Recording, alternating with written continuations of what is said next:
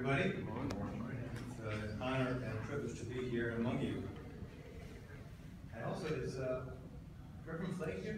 I'm here. Oh, I'm sorry, we didn't have a chance to say hello. It's an honor to share the podium with you, Reverend Flake. I actually heard you years ago, and as many of you know, Reverend Flake has provided leadership not only to his own community in Queens, but as a pastor, as a sort of activist, as an educator. You've made really important contributions to the African American community, and it's a privilege for me to share this podium with you. I'm sorry we just had a chance to say hello just now.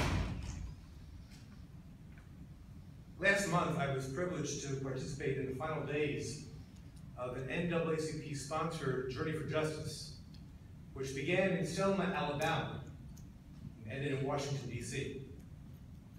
It was launched to mark the 50th anniversary of the historic march from Selma to Montgomery, led by Dr. Martin Luther King, of course. And this time around, on that 50th anniversary, during that march was joined by some 200 rabbis at some point along the way. In addition to which, a Sefer Torah, the scroll that includes the 5 books of Moses, which is our guiding covenant, was carried the entire 897 miles from Selma to Washington, D.C. And the representation of those rabbis participating in that march, with mostly African Americans, of course, and the fact that it was accompanied by the Torah underscores the fact that central to our understanding of our tradition, of our Torah, of our faith, is our need to stand for justice for whomever needs that alliance. It underscores the fact that we understand that we need to walk the talk of prophetic Judaism. Not just talk it, but walk it. The relationship between American Jews and Black Americans is a long and complex one. Frankly, it's easier to walk 1,000 miles together than for two communities that have very different interests in some cases to forge a relationship that lasts for half a century. There have been differences, there have been tensions.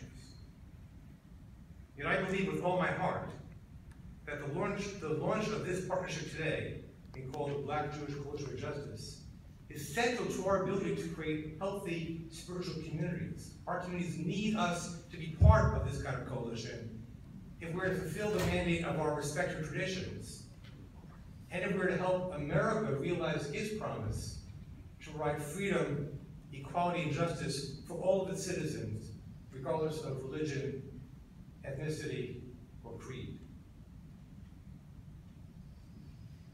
It's impossible to tell the story of the civil rights movement without speaking about how intertwined the Jewish community and the Black community were during those historic decades.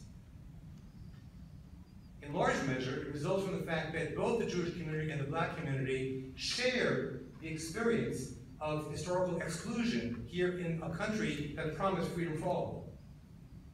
Both communities knew exclusion, both knew persecution, both knew discrimination.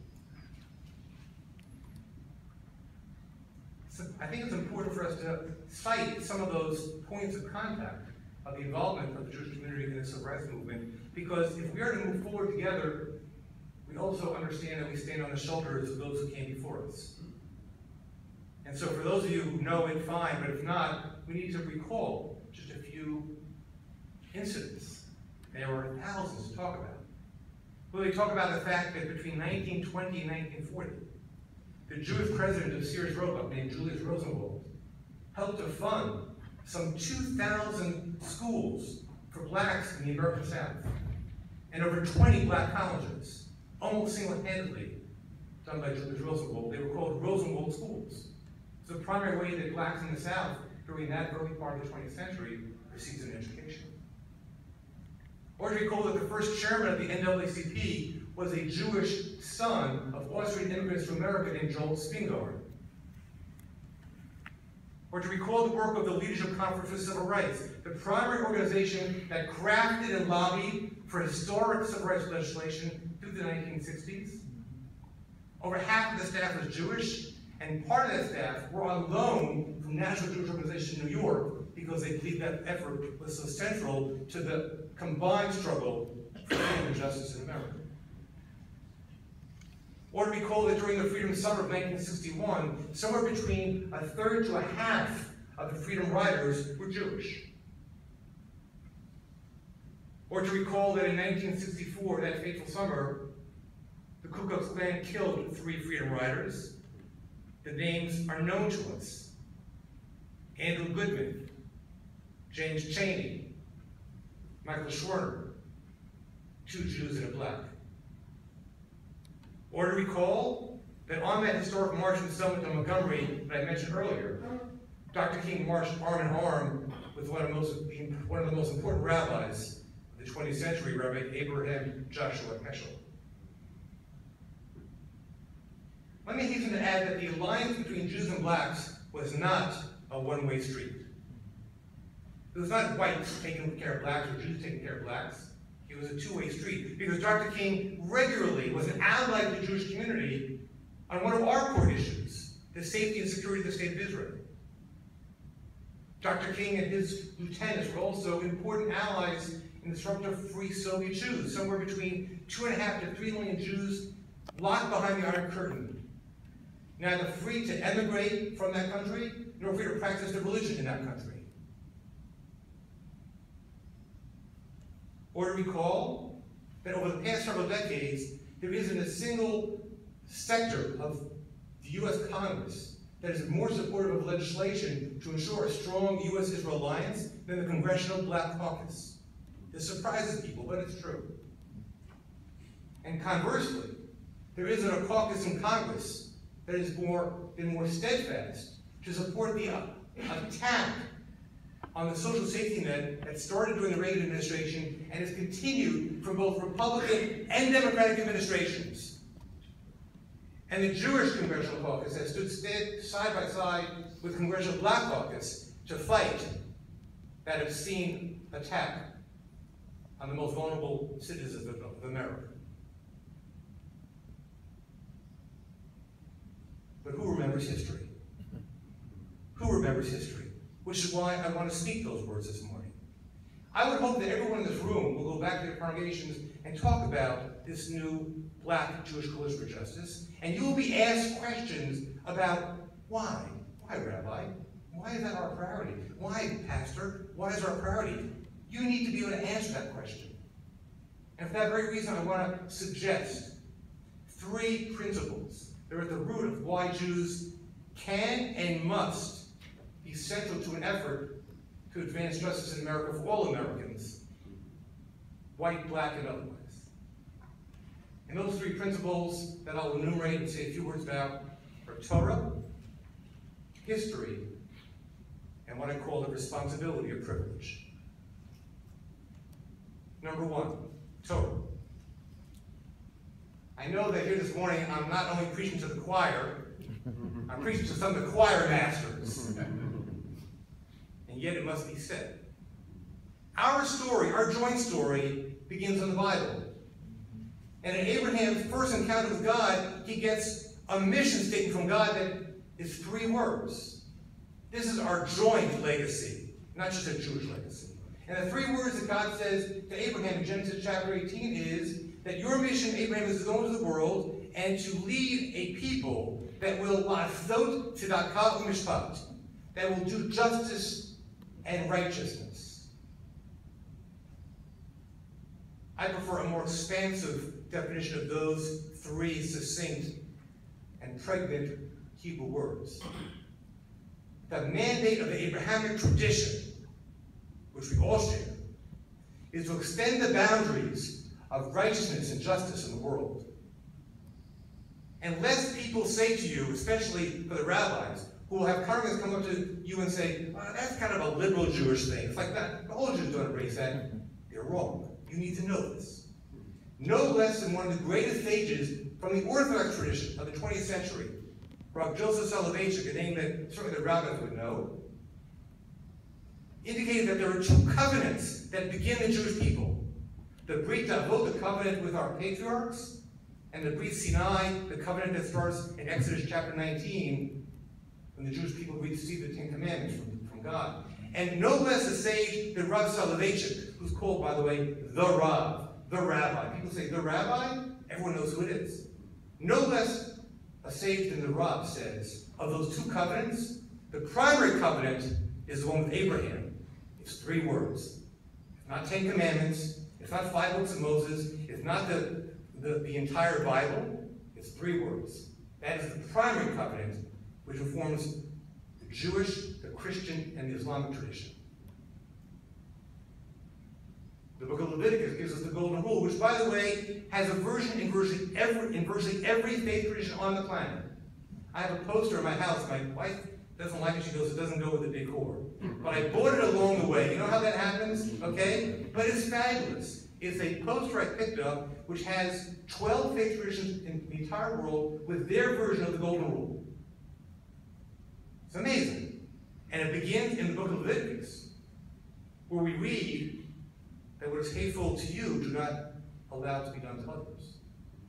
You shall love your neighbor as you love thyself. The most often repeated commandment in the Bible is a commandment to protect the stranger in our midst. In Hebrew, avat ger. It's not a coincidence. And the fact that it appears 36 times yields a tradition, the Jewish tradition, that the world will be saved by 36 hidden righteous people. We don't even know who they are. But somewhere in the world today, the world only continues because somewhere in the world there are 36 righteous people who continue the tradition in which we should all be living. That 36 comes from the fact that 36 times in the Bible we read, protect the stranger. That is the yardstick for whether we're living a life committed to justice. And of course, the biblical prophets, who I mentioned earlier, continually say that our task is to ally with the most vulnerable among us. In Hebrew, the ger, the yatom, the almanah, the stranger, the widow, and the orphan. So our Torah is infused with the mandate to do this work. Brings me to number 2, history. The biblical Hebrew word for Jew, or Hebrew, is Ivri. It comes from the Hebrew word aver, which means from the other side, because Abraham came from across the river. But that word Ivri has taken on many other meanings over history. Because the fact of the matter is that ever since the destruction of the Second Temple in the year 70 of the Common Era, Jews were essentially destined to travel the world to find a place that they might call home. They were exiled from their homeland until the restoration of the State of Israel in 1948. And while occasionally Jews found places where they could live comfortably with their host culture, it didn't take long for the biblical prophecy to come back again, where soon a king arose that knew not Joseph. And suddenly things changed. And Jews were again the other from the other side, who did not share their culture, or their faith, or their practices. They were different enough to persecute and ostracize and expel and oftentimes kill. And so seared into the consciousness of the Jewish people is the notion of being the other. And even as we have enjoyed some level of privilege here in America, in more recent times, deep in the psyche of the Jewish people is a sense of being the other. And our antennae are out for those who are victimized around the world. It's built into our historical consciousness. Of course, the most tragic manifestation of that ostracism, that otherizing, that persecution was the Holocaust. And spend any time with Jewish people, and I'm speaking now to my black brothers and sisters here. Spend any time with Jews, and it doesn't take long to find that not more than a generation or two ago, we were touched deeply by that tragedy, the Shoah in Europe. Ask any Jew, and they'll tell you the story, if they come from Europe. My own story. My father was born in Berlin. He escaped from Berlin at age 16, 2 weeks before Kristallnacht, the night of broken glass, the night on which, at the orders of Adolf Hitler, every synagogue in Germany was burned to the ground. 2 weeks before my father escaped. And the boat that took him to America was called the St. Louis. If you know a little bit about the history of that era. the next voyage of the St. Louis came to be called the Voyage of the Damned. Because that boat, filled with about 1,000 Jewish refugees from Europe, came within eyesight of Miami Beach. And it was sent back to Europe because we had quite enough refugees. By the way, shades of the present, our current administration says we may take 10,000 Syrian refugees. There are over 2 million. And when that boat on the St. Louis was sent back to Europe, most of those Jews perished, having been within eyesight of Miami Beach, Florida. The land of the free and the home of the brave. Give us your tired and poor. Not.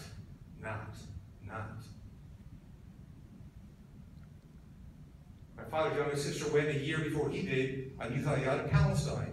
It took 30 years before they saw each other again. And the rest of the family remaining in Europe, most perished, as was the case with my mother's side. Now here again, I'll tell a story about how our two histories come together.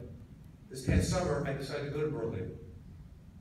My dad passed away 2 years ago. It was time for me to retrace his steps of his childhood. I went into the Orangenburger Strasse synagogue, which is the second largest synagogue in Europe. I went there because my dad, who had made oral history tapes for me about 20 years ago, said that although his family prayed in a more Orthodox synagogue down the street, he loved to sneak into the Orangenburger synagogue because there preached one of the great preachers of Europe, a rabbi named Joachim Prinz, P-R-I-N-Z. I see some heads nodding. Do you know who Joachim Prinz was? In 1937, Rabbi Prinz escaped Germany, came to America, became the rabbi of the Temple of Abraham in Newark, New Jersey.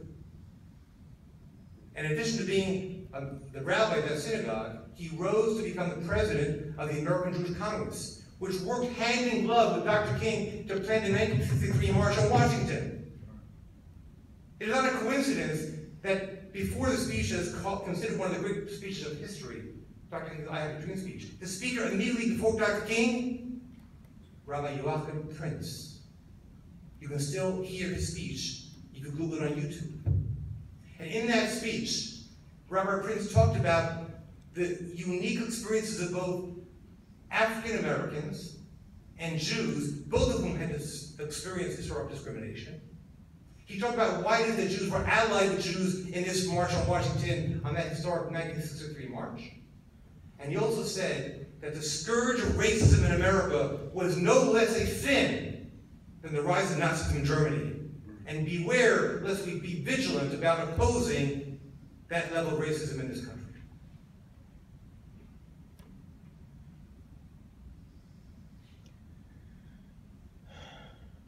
Which brings me to the third point, the responsibility of privilege. You know, privilege is a strange thing. When you have it, you never recognize it. Just ask my sisters. I'm one of 3 children, I have 2 sisters, but I'm born of 2 European parents. This son was special. Things came to me that didn't come to my sisters. I was oblivious to it. Now I need to uncover some of the layers that still play out in our family dynamics, okay? But when you have privilege, you don't know. You take it for granted. And even though Jews think about themselves as being part of historically oppressed people, the reality is, and now I'm speaking to my rabbinic colleagues, we take full advantage of our privilege of being white in America. We fully enjoy that privilege. One person who taught me a lesson about the responsibility of privilege was a homeless African American named Harold Moss. I met Harold during the work I did for, Art mentioned that for 21 years I ran a national organization that would bring young people to Washington, young Jews, and to use the values and the traditions and teachings of Judaism to inspire greater social political activism for justice. And along the way, in my own political activism, I met Harold Moss, a remarkable guy, taught me an important lesson which I want to share with you this morning. Harold Moss had a PhD in molecular biology. He was a high-ranking physician at the National Institute of Health. He was a nationally ranked amateur tennis player. And he realized that he had taken his privilege for granted, that most of his brothers and sisters did not have this experience. And so he rejected that entire life that he worked so hard to earn. And he opened up a house for homeless people in Washington, and he moved in. he spent the next 20 years of his life working with homeless people in Washington. And when I met him, he helped me understand what is the responsibility of having and living in privilege. And he says to me, I'll never forget, and I used to actually inspire and inform my work with thousands of young people who came through our training program. He says, always seek to get closer to the pain. Always seek to get closer to the pain. Because the further away from the pain you are, the more clueless you are about what's going on in the world. And that's what Harold did. And because of Harold's inspiration, because he became one of my Rabbis, we started a program that I called Street Torah, where we take mostly privileged, white, middle-class Jewish teenagers out into the street to sit with homeless people and ask them for their stories. Not to otherize them as dangerous, as drunks, as no-goodniks. Ask their story. They would sit for an hour or more to hear the stories of people whose lives were broken. Some stories were sad, some were true, all were tragic. It got these young Jewish teenagers closer to the pain, and it changed their entire worldview about what they were called upon to do.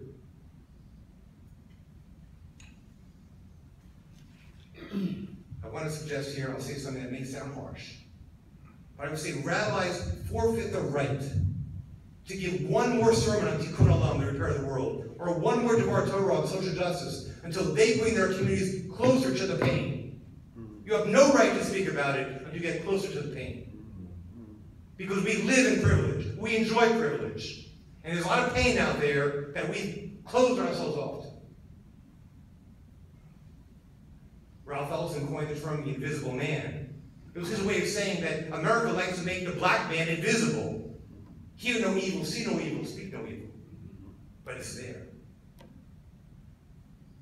Too many Jews and too many Jewish communities have made communities of color invisible because we moved too far away from the pain of those communities.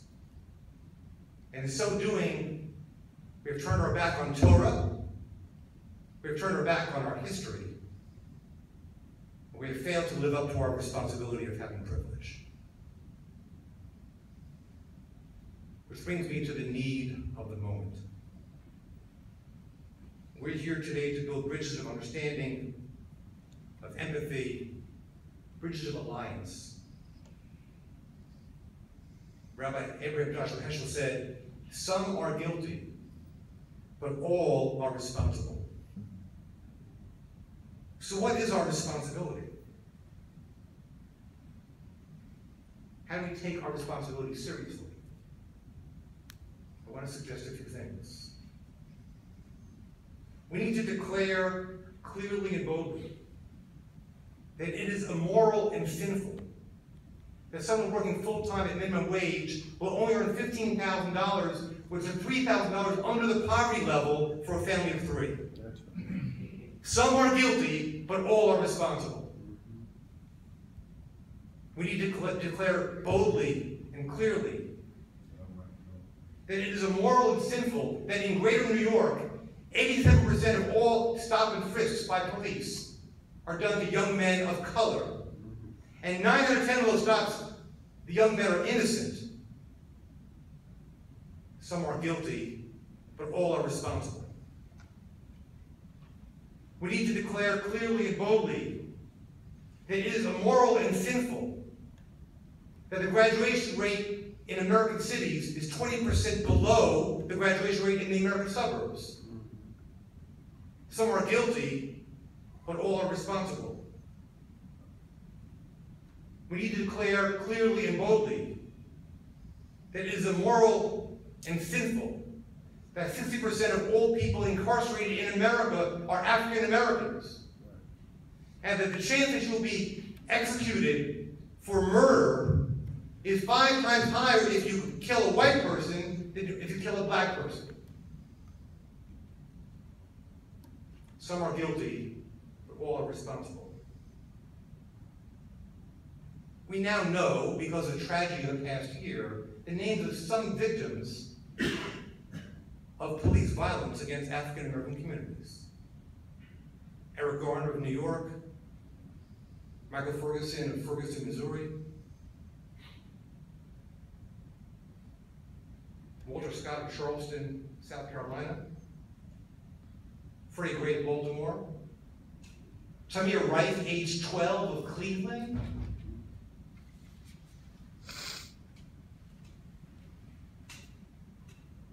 but let's remember, the racial profiling, harassment, and victimization of Black Americans by law enforcement have been going on for decades. And there are thousands of victims whose names we don't know because the media doesn't bother to cover it. And the media doesn't bother to cover it because the sad fact is that for most of the world, and for most of America, Black lives just don't matter as much as white lives. So forget about it. That, my friends, is an inconvenient truth that you must know and talk about and confront. These shameful realities suggest an agenda for your organizing. It can't be done by blacks alone, just as standing up to anti-Semitism or anti-Israel activity cannot be done by Jews alone. We need each other as allies. And part of this effort, I would hope, is to help us learn more about each other and our interests and our needs and our pain, our respective pain, so we can ally with each other because we have more in common than that separates us. That is the meaning of being an ally. All of us here in this room today are children of Abraham. All of us here have been given the mandate of Genesis chapter 18 to extend the boundaries of righteousness and justice in the world. All of us here know that you cannot preach what you do not live. And if the golden rule is to do unto others as one would have done unto oneself, then we need to start to come into relationship with one another, learning from each other, and aligning with one another. May this Black Jewish Coalition for Justice begin the hard but holy work of bringing our respective communities into closer relationship so that all who we serve can enjoy lives of dignity, of compassion, and of respect. May God bless you and this holy endeavor. Thank you.